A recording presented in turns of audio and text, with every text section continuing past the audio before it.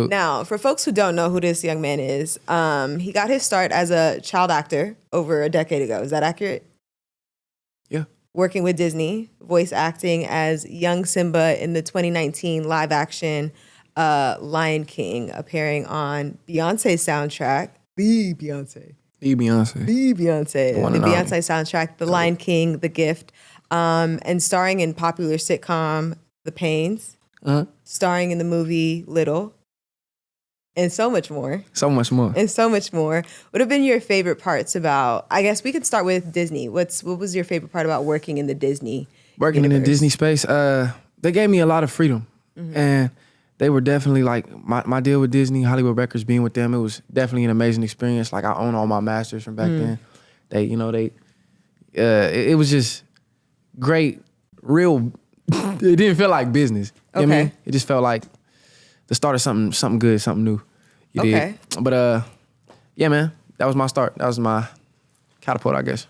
We had B5 in here, I want to say a couple weeks ago, and they were talking about how, like, because, they did a lot of work with Disney on the, like, High School Musical soundtrack and a bunch of different soundtracks. And they were like, the grind and Disney is different. Do you feel like they were, like, kept at The grind at Disney is different? Yeah. I don't know about that. I was so young, everything just felt like fun. You know what I mean? It didn't feel like I gotta buckle down and do this. Like I was always a hard worker.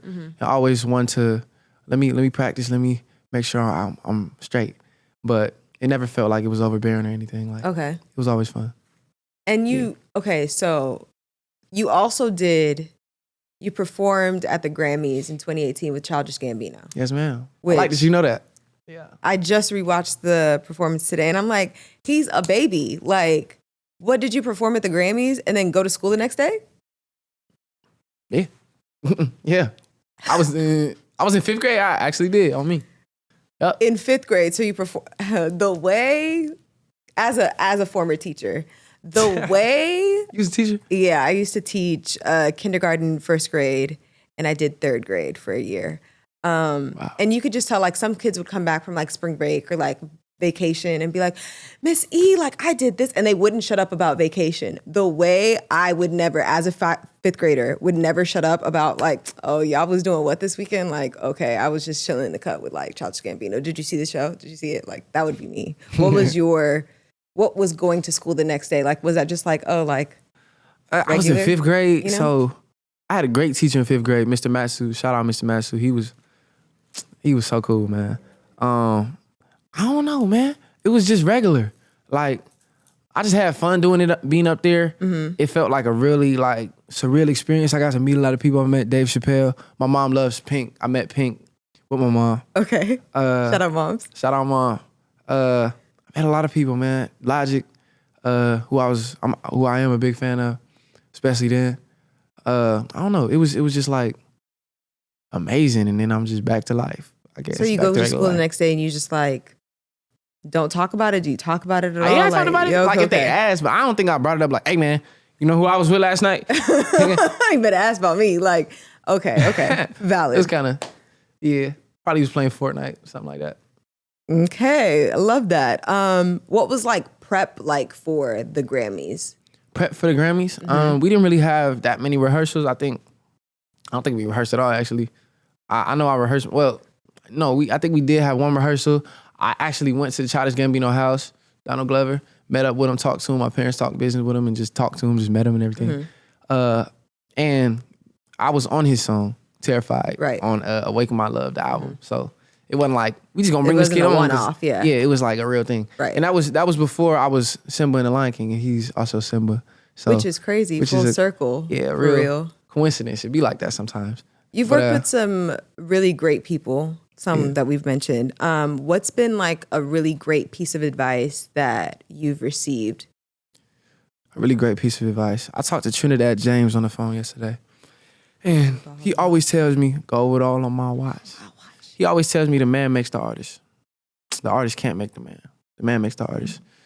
And if you don't know yourself, if you're not aligned and you're not just comfortable with yourself, comfortable with what you want to be and who you want to be, you're going to be faking it. And it creates like an imposter syndrome almost.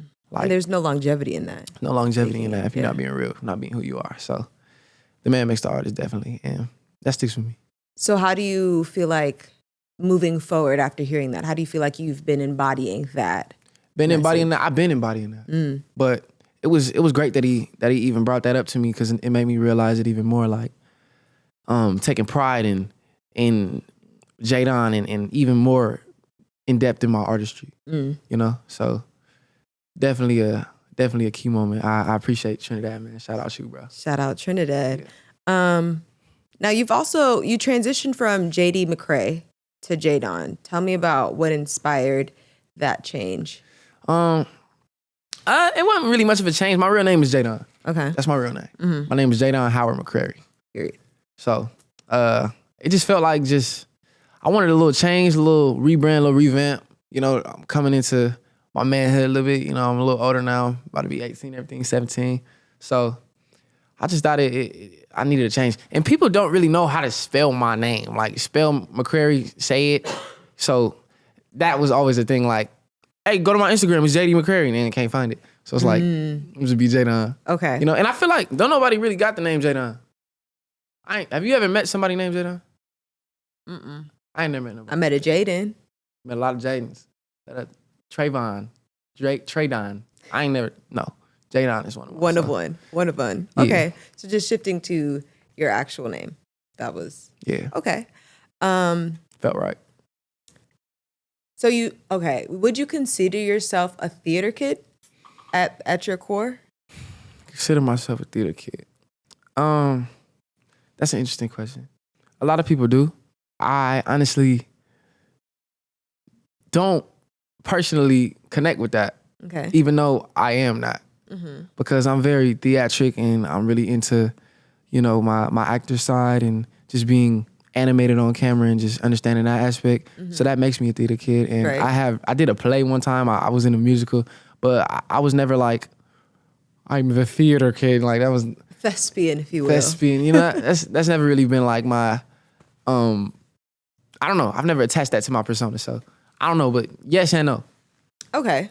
R&B Only Live is a show that will take you on a journey of R&B music from past, present, and future. We bring together the best of the genre with our all-female DJs, talented hosts, and electrifying energy all night long. Get tickets to the tour now at rnbonly.com/calendar and vibe with a room full of R&B lovers.